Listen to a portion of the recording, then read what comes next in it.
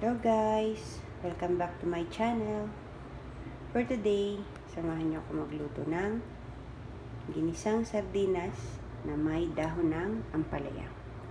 So for our ingredients, kailangan natin ng bawang, sibuyas, kamatis, dahon ng ampalaya, sardinas, syempre kailangan din natin ng mantika, tsaka ng toyo, pampalasa. So, let's go guys. Start na tayo magluto. So, ayan. Unahin muna natin initin yung kawali.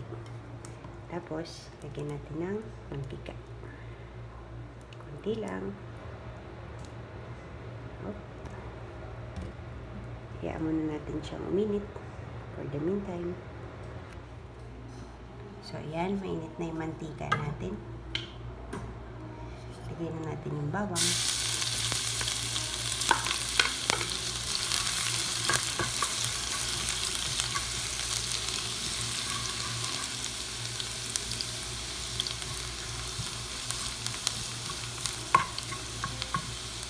Then, sibuyas.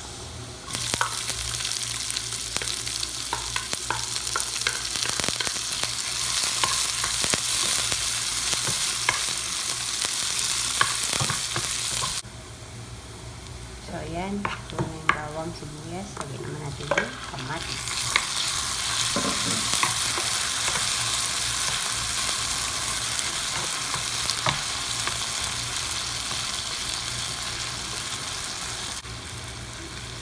Ayan, luto na yung kamatis natin. Lagyan na natin yung sardinas.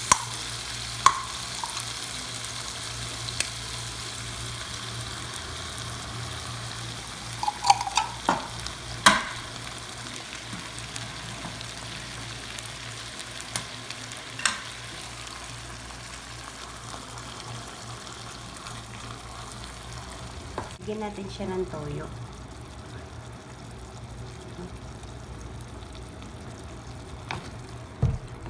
Para mas sumarap.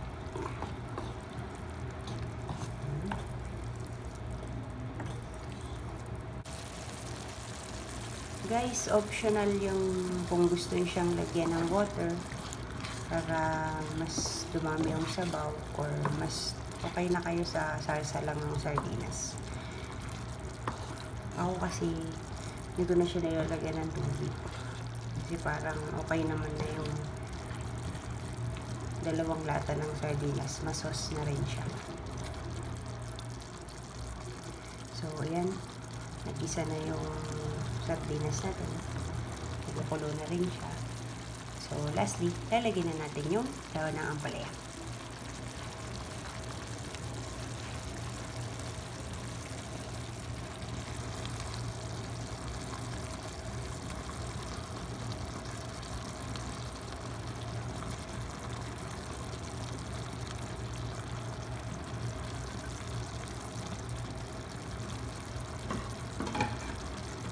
Guys, careful lang po sa paglalagay ng dahon ng ampalaya. Huwag na siyang masyadong haluin.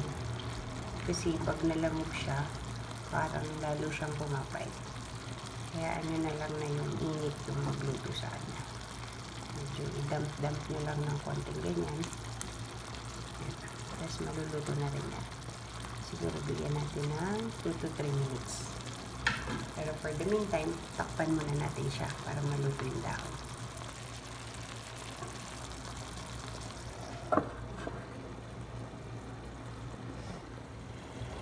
So, after 5 minutes guys, check na natin kung luto na yung dahon ng ampalaya.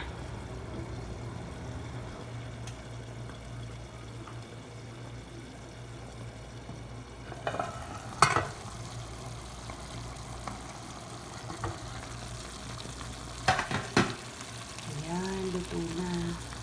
Pwede na natin isalin. So guys, ito na yung naluto nating sardinas na may dahon ng ampalaya. Tara, kain na tayo.